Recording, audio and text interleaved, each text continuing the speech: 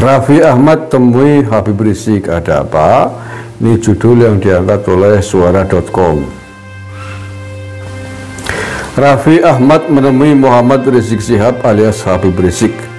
Kedatangan Raffi di kediaman Rizik terkait jabatannya sebagai utusan khusus Presiden bidang pembinaan generasi muda dan pekerja seni. Nah, ini kunjungan resmi ya, atau sesuai dengan jabatan dia sebagai utusan khusus Presiden dalam bidang pembinaan generasi muda dan pekerja seni. Momen pertemuan mereka dibagikan oleh Raffi Ahmad di Instagram dari Sabtu 1 Februari 2025 sore. Di caption, Raffi mengaku ia dan Rizik membahas banyak hal, terutama terkait pembinaan terhadap generasi muda Islam saat ini. Alhamdulillah berkesempatan bersilaturahmi bersama Habib Rizik Syihab. Beliau berbagi banyak wawasan tentang pembinaan generasi muda Islam, tulis Raffi Ahmad. Mas Raffi Ahmad, lalu apa yang Anda peroleh dari seorang Rizik Syihab sebagai bekal yang akan digunakan untuk membina pemuda Islam dan kesenian di tanah air ini? Raffi Ahmad, Anda nggak tahu siapa Rizik Syihab? Isi dan misinya Rizik Syihab ya. Kita tahu bahwa Rizik Syihab saat ini berada sebagai oposisi yang selalu menyerang pemerintah ya, yang selalu mencaci maki pemerintah dari mulai polisi sampai kepada presiden. Semua habis dicaci maki oleh Rizik Syihab. Jadi tidak ada yang lebih baik kecuali Rizik Syihab sendiri. Dalam artian baik, artinya misinya sendiri ya. Jadi Rizik Syihab ini mempunyai misi menghilafahkan Indonesia atau Daulah Islamiyah ya. Ini misi dia yang berpedoman mungkin yang menginduk kepada Iran, Jerman atau Amerika ya. Jadi mungkin saja ada pendana-pendana yang mendanai misinya Rizik Syihab sehingga ingin menghilafahkan Indonesia. Jadi ingin menerapkan hukum Islam di Indonesia ini. Berikut ini saya akan sampaikan video tentang rencana-rencana Rizik Syihab dalam menghilafahkan Indonesia. Ya, dalam ini diambil yaitu bocoran dari rapatnya di Madinah waktu dia kabur dulu ya. Yang kedua, jangan pernah berikan ruang kepada kelompok fundamentalis di media-media resmi mainstream tingkat nasional. Yang ketiga, yaitu jangan pernah memberitakan segala kebaikan sebesar apapun yang dilakukan oleh kelompok fundamentalis. Yang berikutnya, setiap kesalahan sekecil apapun yang dilakukan oleh kelompok fundamentalis harus diviralkan, harus disebarluaskan, dan harus diulang-ulang. Nah, supaya itu melekat di hati masyarakat bahwa mereka adalah orang-orang yang tidak layak untuk diberikan tempat di kita punya negeri atau di negeri Islam. Nah, kemudian nggak sampai di situ, kelompok fundamentalis yang manapun jangan pernah sebut mereka dengan rentetan gelar-gelar akademik mereka. Nggak boleh. Apakah itu gelar-gelar kehormatan di tengah masyarakat atau gelar akademik, profesor, doktor, dan lain sebagainya. Jangan. Cukup sebut namanya aja untuk mengopinikan di masyarakat bahwa kelompok fundamentalis itu kuper, bodoh, tidak berpendidikan, tidak punya gelar, nggak ngerti dunia akademik, dan seterusnya. Jadi cukup sebut nama mereka, tidak perlu diberikan embel-embel yang lainnya. Nah, kemudian nggak sampai di situ.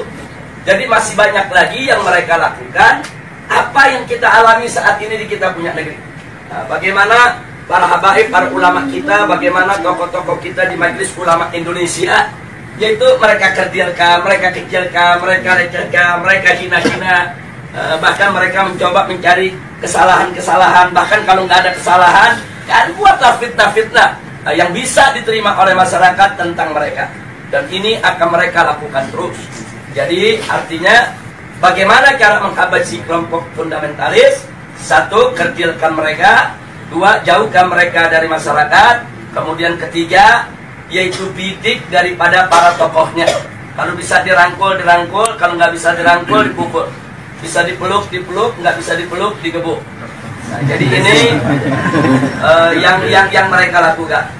Nah baik, sekarang yang kedua. Lalu bagaimana dengan kelompok modernis? Kelompok modernis bagi mereka yaitu statusnya aman. Bagi mereka statusnya aman.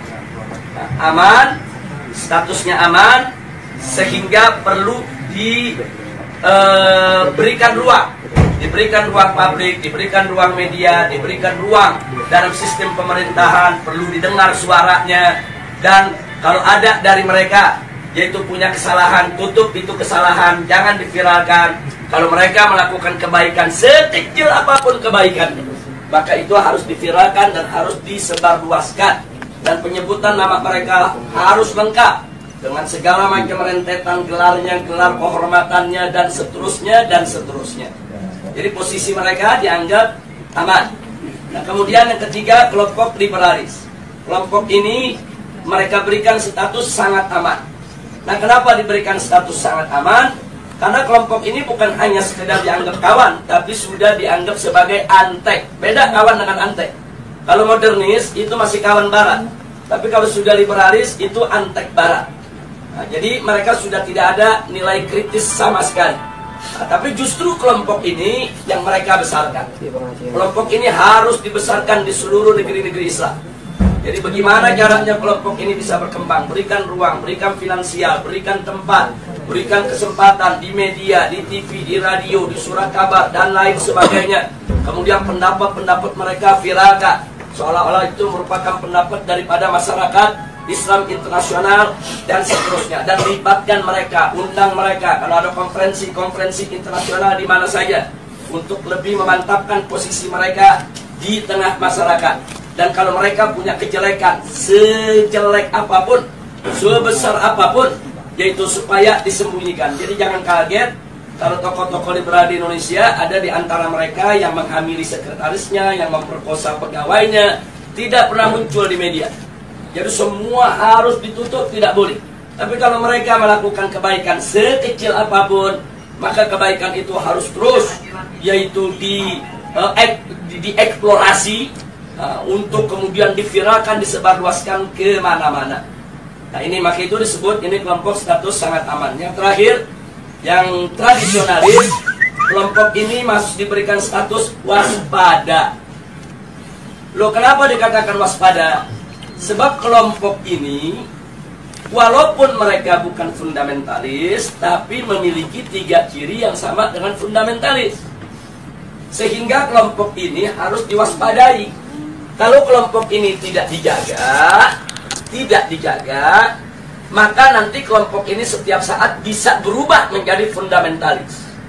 Nah, maka itu usul mereka, kelompok yang keempat ini dijaga. Nah, maksudnya dijaga bagaimana? Satu, jangan kasih mereka berdekatan dengan kelompok fundamentalis. Sebab kalau kelompok tradisionalis dengan kelompok fundamentalis duduk bareng satu meja, satu kursi, mereka diskusi, maka kelompok tradisionalis berpotensi besar untuk berubah menjadi fundamentalis. Karena perbedaan mereka cuma sedikit, perbedaan mereka cuma perbedaan definisi ta'rif ad-demokratiyah. Itu aja yang mereka berbeda. Tapi dalam soal dukungan terhadap tatbikus syariah, dukungan terhadap igamatul khilafah, dukungan terhadap sikap kritis terhadap barat, sama. Nggak ada beda antara fundamentalis dengan tradisionalis. Mereka hanya berbeda di dalam mendefinisikan demokrasi. Yang satu mendefinisikan ya demokrasi bertentangan dengan hukum Allah sehingga harus ditangkal sama sekali. Yang satu lagi melihat bahwa demokrasi itu hanya satu cara yang kalau dibawa ke dalam ajaran Islam dia bisa islami, kalau tidak kalau dikeluarkan dari ajaran Islam dia bisa bertentangan dengan ajaran Islam. Hanya ini saja berbeda. Nah, kalau mereka duduk bareng diskusi, maka kelompok tradisionalis berpotensi besar berubah menjadi fundamentalis menurut mereka, menurut Rand Corporation. Maka itu fundamentalis dan tradisionalis tidak boleh bersentuhan, harus dijauhkan, bahkan harus diadu domba. Nah, ini yang terjadi di Indonesia saat ini. Bagaimana supaya dua kelompok ini diadu domba? Nah, kenapa ini yang harus diadu domba? Karena kelompok fundamentalis dan tradisionalis ini yang pengikutnya paling banyak. Kalau yang namanya modernis, kelompoknya tidak seberapa. Modernis dalam pengertian Rand Corporation. Apalagi liberalis. Mereka nggak seberapa. Mereka punya basis massa. Kita bicara basis massa akar rumput. Nah, yang memiliki basis massa akar rumput yang sangat kuat hanya kelompok fundamentalis dan kelompok tradisionalis. Maka itu kalau ini bersatu, ini akan menjadi satu kekuatan umat Islam yang maha dahsyat, yang bisa merontokkan kekuatan mereka, sehingga mereka akan melakukan berbagai macam upaya bagaimana dua kekuatan ini untuk tidak bersatu. Nah, itulah sebabnya aksi 212 di mata mereka ini merupakan persatuan antara fundamentalis dan tradisionalis, dan mereka sangat panik. Mereka sangat kalap karena yang masuk dalam aksi 212 itu dari semua elemen umat Islam. Apapun organisasinya, apapun partai politiknya, apapun mazhab pemikirannya, mereka datang, mereka tidak tanya Anda NU, Anda Muhammadiyah, Anda FPI, enggak. Mereka nggak nanya Anda P3, Anda PKS, Anda PKB, enggak. Mereka nggak nanya. Mereka nggak nanya mazhab, Anda Syafi'i, Anda Hambali, Anda enggak.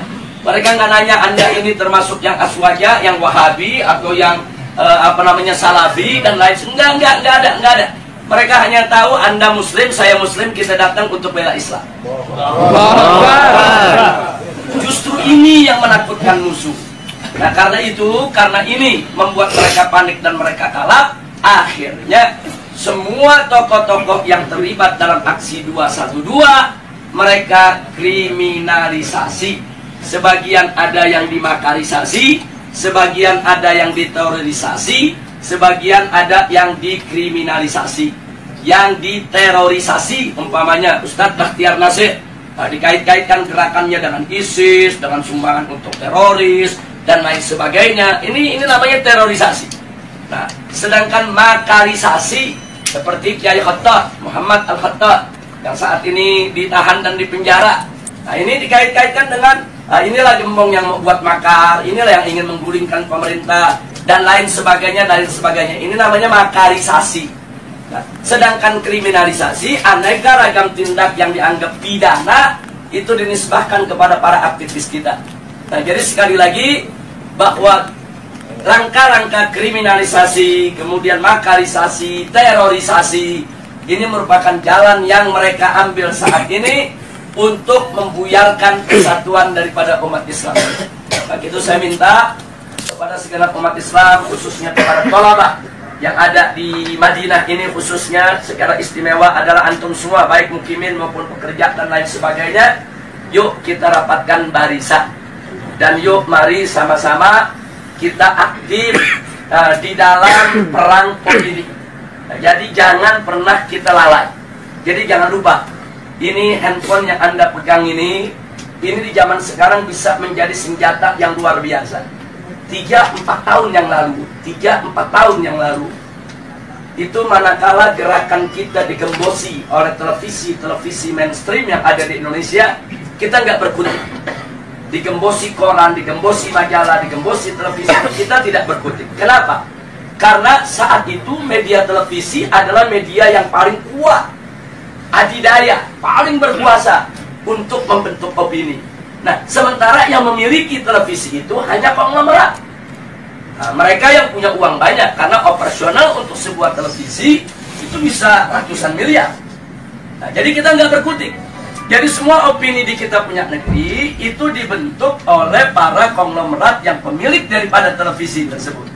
Tapi alhamdulillah 3 tahun terakhir, nah, ini ada perubahan, terobosan teknologi yang luar biasa. Munculnya WA, Instagram, kemudian medsos yang lainnya. ini membuat bahwa penguasaan opini tidak lagi didominasi oleh konglomerat. Bahkan masyarakat biasa cuma modal handphone, beli pulsa di Indonesia 5.000 perak, dia bisa bikin opini. Modal 5.000 perak, foto sana, foto sini, rekam sana, rekam sini. Mereka viralkan dari grup ke grup. Bahkan kadang-kadang banyak orang mendapatkan berita lebih dulu dari WA ketimbang dari TV. Lebih dulu dari WA ketimbang dari radio. Lebih dulu dari WA ketimbang dari majalah dan koran. Nah, ini luar biasa. Artinya apa? Dalam kondisi yang seperti ini, alhamdulillah umat Islam ini pandai menggunakan kesempatan.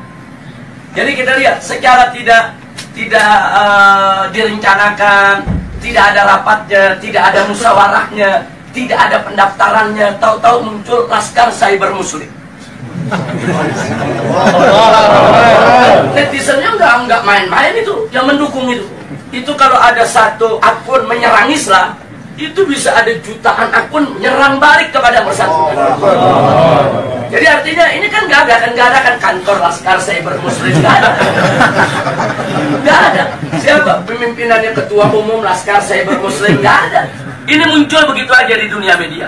Tapi jangan lupa, justru Laskar inilah yang berjasa besar dalam setiap aksi bela Islam yang ada di Indonesia.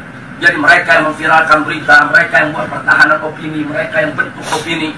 Kalau ada opini-opini buruk terhadap para ulama, para kiai, mereka yang memendung, mereka yang hantam balik, dan seterusnya dan seterusnya. Dan kekuatan mereka dahsyat, dahsyat. Itu kalau dihitung daripada frekuensi yang ada di dalam medsos, itu kekuatan netizen yang ada di Laskar Cyber Muslim ini lebih dari 2 juta orang. Jadi nggak main-main, mereka bisa bentuk opini. Nah, ini yang mesti kita jaga, ini yang mesti kita satukan.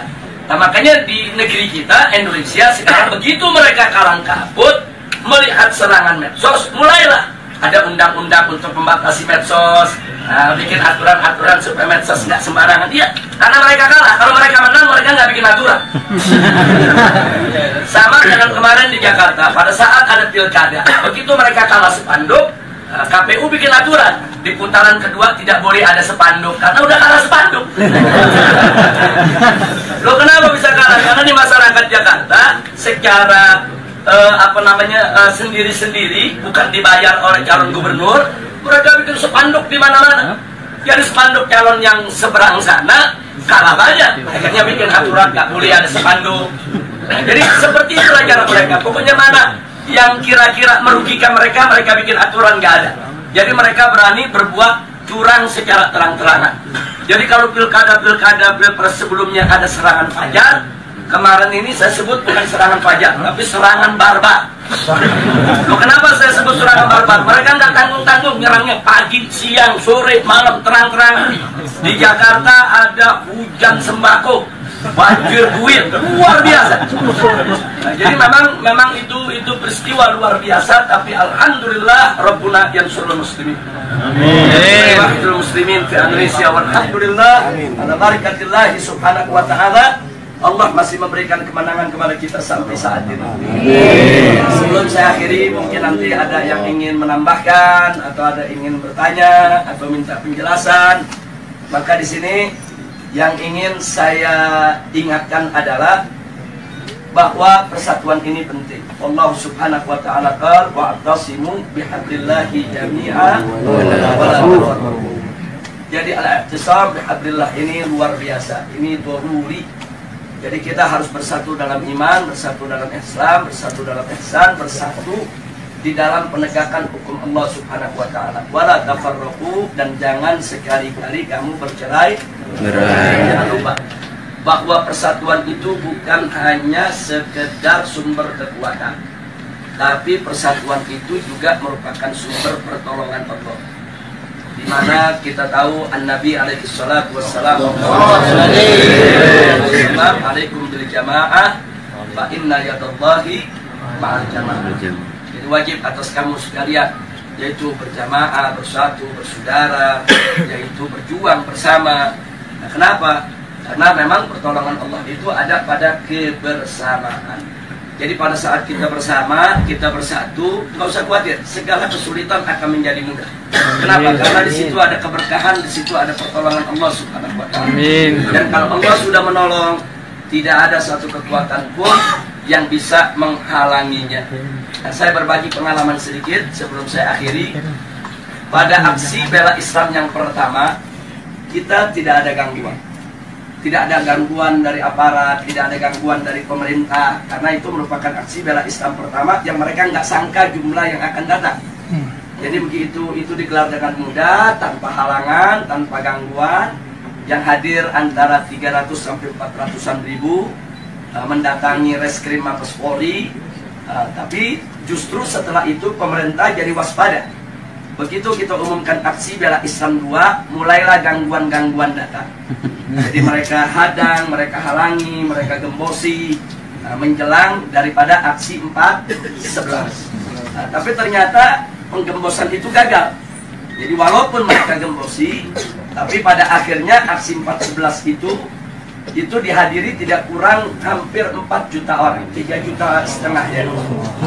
Nah, jadi perhitungan itu dihitung dengan per meter daripada lokasi, 1 meter itu berapa orang, bisa ditempati oleh manusia, kemudian panjang itu berapa, lebar berapa, tempat-tempat lokasi yang diisi berapa. Jadi perhitungannya sangat matematis. Perhitungannya sangat matematis. Nah, kemudian setelah 4.11 digelar, ternyata memang umat yang datang begitu banyak, pemerintah lebih berhati-hati. Begitu diumumkan 212, mereka mulai secara terang-terangan melarang. Waktu 4.11 masih nggak terang-terangan, masih himbauan-himbauan. Tapi begitu 212, jelas-jelas mereka melakukan larangan, bahkan teror dan intimidasi. Jadi pesantren-pesantren didatangi, kiai-kiai didatangi, dibujuk, dirayu supaya tidak turun dengan berbagai macam iming-iming. Dan kalau yang nggak mau, tetap mau turun juga, mereka teror, mereka intimidasi, mereka takut-takuti dan lain sebagainya. Bahkan perusahaan bis di mana-mana, khususnya Jakarta, Sumatera, itu diteror, diancam akan dicabut. Mereka punya lisensi, mereka punya izin trayek, karena mereka berani mengangkut umat Islam ke Jakarta. Jadi sudah digembosi habis-habisan. Secara logika 212 gagal. Jadi besok aksi 212 malam ini saya dan kawan-kawan masih berkumpul dengan Ustaz Bakhtiar Nasir, Ustaz Zaitun Rasmin, kemudian juga dengan kawan-kawan dari MUI, kawan-kawan dari FUI, dan seterusnya. Kita saat itu melihat tekanan-tekanan yang begitu hebat. Secara logika besok ini separuh dari 4.11 aja udah hebat. Separuh dari 4.11 aja udah hebat. Jangankan separuh, bisa 1 Monas saja udah cukup. Jadi memang betul-betul kondisinya, tekanannya luar biasa. Nah, pertanyaannya kenapa pemerintah melakukan tekanan yang lebih luar biasa pada saat itu? Karena mereka gagal di 4.11. Jadi mereka nggak mau gagal lagi di 212. Tapi subhanallah, makin ditekan, makin dihadang, makin dilarang, semangat umat Islam dari mana-mana semakin menggebu-gebu. Dan akhirnya yang paling fenomenal adalah bagaimana 10.000 santri dari Ciamis berjalan kaki ke Jakarta. Allahu Akbar. Dan itu bukan tidak punya pengaruh, itu takdir. Itu takdir, pengaruh yang ada di tengah masyarakat besar. Gara-gara Ciamis jalan dengan jarak 300 km lebih, itu mendorong tempat-tempat lain gak peduli. Oh, nggak ada bis, nggak ada kendaraan, ya kita jalan kaki rame-rame. Nah, ini di luar dugaan. Dan besoknya yang hadir itu hampir 8 juta orang, 7 juta orang lebih. Nah, jadi ini adalah pertolongan Allah. Tidak ada satu orang pun, satu manusia pun, satu tokoh apapun, sehebat apapun dia, yang mampu mengumpulkan manusia sebanyak itu dengan tujuan yang sama, kecuali dengan pertolongan Allah. Semata-mata Allah punya pertolongan. Nah, akhirnya digelarlah 212. Semua itu adalah pertolongan Allah Subhanahu wa Ta'ala. Nah, kita sudah sampaikan kepada pemerintah pasca 212, mestinya energi 212 itu jangan dianggap oleh pemerintah. Allah ya Karim, Mas Raffi. Ini model-model begini yang akan menghancurkan Pak Prabowo. Ini modelnya begini. Muhammad Rizik Syihab, ya Mas Raffi, adalah pentolan orang tertinggi di FPI, Front Pembela Islam Indonesia, yang mencita-citakan NKRI bersyariah di bawah naungan Khilafah Islamiyah, ingin mendirikan negara Islam, khilafah, yang oleh karena itulah kemudian negara pada eranya Pak Jokowi kemarin membubarkan ormasnya dan ditetapkan menjadi ormas terlarang. Karena organisasi FPI ini mencita-citakan khilafah Islamiyah tadi itu. Selain itu juga radikalisme yang sering dilakukan oleh kelompok FPI ini. Bahkan di dalam sebuah tayangan video pada saat Pak Mahfud MD mengumumkan penutupan dan melarang organisasi ini, menunjukkan bukti tentang dukungan Muhammad Rizik Syihab atas kelompok ISIS di Timur Tengah. Paham? Lalu Anda mendatangi Rizik Syihab, minta saran, mendiskusikan banyak hal tentang generasi muda Islam. Maksudnya apa? Anda ingin mencekoki pemuda Islam di Indonesia melalui Rizik Syihab agar ikut sepakat di dalam visi misi menegakkan NKRI bersyariah, di dalam ingin mencita-citakan khilafah Islamiyah, begitu bagaimana? Ingin pemuda Islam di Indonesia punya mentalitas kayak pengikutnya Rizik Syihab, tokbar takbir, demo, ingin membuat pemuda Islam di Indonesia menjadi Jamaah Monas Muslimin, bagaimana? Ingin membuat pemuda Islam di Indonesia mengikuti jejaknya Rizik Syihab. Anda kalau nggak tahu tentang peta gerakan Islam, bertanya gitu, jangan sok keminter gitu, jangan sok tahu sampean. Sampean artis memang selama ini ya pekerjaannya ya hura-hura di layar kaca, yang penting dapat banyak iklan, banyak duit.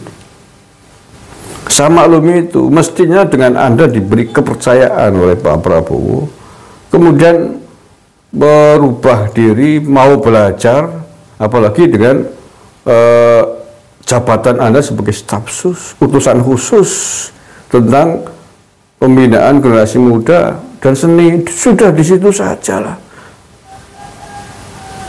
fokus di situ saja di bidang seni, generasi muda Islam. Kalau tentang Islam ya ada bagiannya sendiri, saya kira. Kalau Anda ingin masuk di situ, bertanya, diskusi dengan tokoh-tokoh Islam yang moderat di Indonesia. Nah, ini tokoh yang organisasi yang didirikannya dibubarkan oleh negara kok didekati, dimintai nasihat.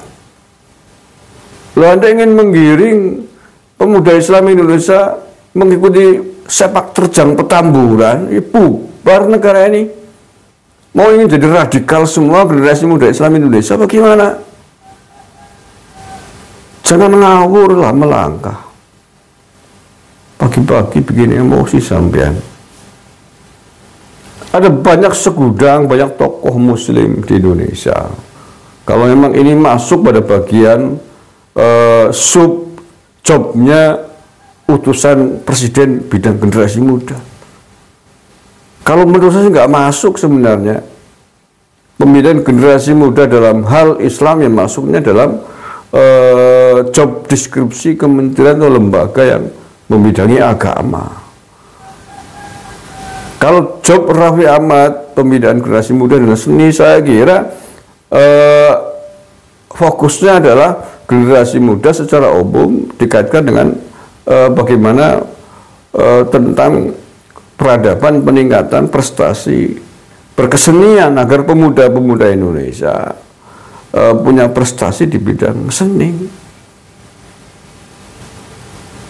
Makanya karena bukan bidangnya, akhirnya sampai kesasar. Anda niatnya ingin mendekati, ingin merangkul belut, tapi yang dirangkul ular nih, ya dimakan, dikeletak sampean.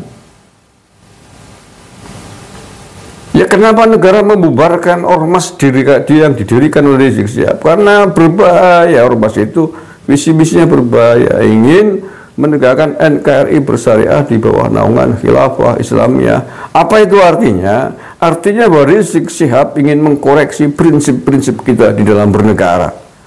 Prinsip kita di dalam berbangsa dan bernegara sudah final, Mas Raffi Ahmad. NKRI harga mati yang berdasarkan Pancasila dan Undang-Undang Dasar 45. Menyuburkan Bhinneka Tunggal Ika. Tidak ada celah bagi siapapun di Indonesia ini ingin merubah bentuk negara kita. Tidak ada lagi embel-embel NKRI bersyariah, nggak ada. NKRI ya NKRI Pancasila. Karena negara kita negara yang multi agama, multi budaya, multi bahasa, multi suku. Jadi kalau kemudian NKRI bersyariah mau pakai syariah agama apa? Mau syariah agama Islam tentu saja yang diinginkan oleh Rizik Syihab. Kalau ini dituruti, dicoba untuk diwujudkan, sama saja ingin memecah belah, ingin membuat bangsa ini berkeping-keping. Tentu saja syariah agama lain tidak akan sepakat dengan apa yang diinginkan oleh Rizik Syihab. Apalagi jelas disebutkan di bawah naungan khilafah Islamiyah, itu namanya ingin mundur sebelum kita merdeka. Dan kalau ini dilakukan, Anda belajar ke Timur Tengah, Afghanistan dulu, setengah abad lebih perang saudara gara-gara rebutan pimpinan atas dasar syariah Islam versi mereka masing-masing. Suriah hancur lebur, hampir seluruh negara Timur Tengah hancur lebur gara-gara rebutan politik Islam versinya masing-masing. Lalu apa maksudnya sampean, Kang Raffi Ahmad? Tanya dulu lah sampean kalau ingin masuk pada wilayah pembinaan generasi muda Islam, tanya dulu kepada tokoh-tokoh agama yang lain yang moderat. Nah, tanyanya ke siapa? Ya di Indonesia ada Menteri Agama. Konsultasi dengan Pak Nazaruddin Umar. Konsultasi dengan pengurus besar Nahdlatul Ulama, konsultasi dengan pimpinan pusat Muhammadiyah. Dan itu cukup saya kira. Dua ormas Islam terbesar di tanah air. Nggak usah sok keminter main selonong yang ditemui pada ex-pimpinan ormas yang sudah dilarang, yang sampai hari ini masih ingin menegakkan, mencita-citakan NKRI bersyariah khilafah Islamiyah.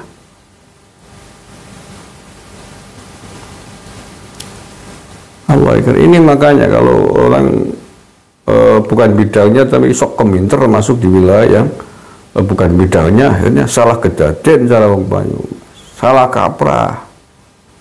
Bahaya bukan main, ini ingin menjerumuskan pemuda Islam kepada Islam radikal, pada orang yang reputasinya buruk tentang ormas di Indonesia ini. Ya kalau nggak buruk kan nggak dibubarkan negaranya, ormasnya. Orang yang belum lama keluar dari penjara. Astagfirullah. Enggak sekalian Mas Raffi Ahmad, enggak sekalian tuh temuin tuh Abu Bakar Basir di Solo. Enggak sekalian temuin tuh Bahar Smut. Kalau nggak tahu tentang Islam, bertanya pada yang benar. Islam itu memang satu agama Islam, tapi kepingannya, ideologinya, pemahamannya, pemikirannya banyak bermacam-macam di Indonesia ini, Mas Raffi Ahmad. Kalau ada salah masuk, sok pinter hanya mengikuti saran orang-orang yang subjektif, memihak pada satu kelompok, ya bubar pasar sampai. Astagfirullahaladzim, astagfirullah. Oke lah ya, mudah-mudahan ini pasti ramai. Ini merusak kesalahan yang sangat-sangat fatal dilakukan oleh seorang utusan presiden. Saya tidak tahu apakah Raffi Ahmad sebelum menemui Rizik Syihab berkonsultasi dengan Presiden Prabowo atau tidak. Tapi menurut saya tidak. Seandainya sebelum berkonsultasi dulu dengan Presiden, saya yakin tidak akan diizinkan. Prabowo pasti sudah sangat paham, sudah menyimpulkan tentang siapa-siapa tokoh-tokoh agama di Indonesia ini. Dan kemudian ditegur oleh Pak Presiden Raffi Ahmad ini. Kalau perlu pecat saja, menurut saya nggak terampuni karena melakukan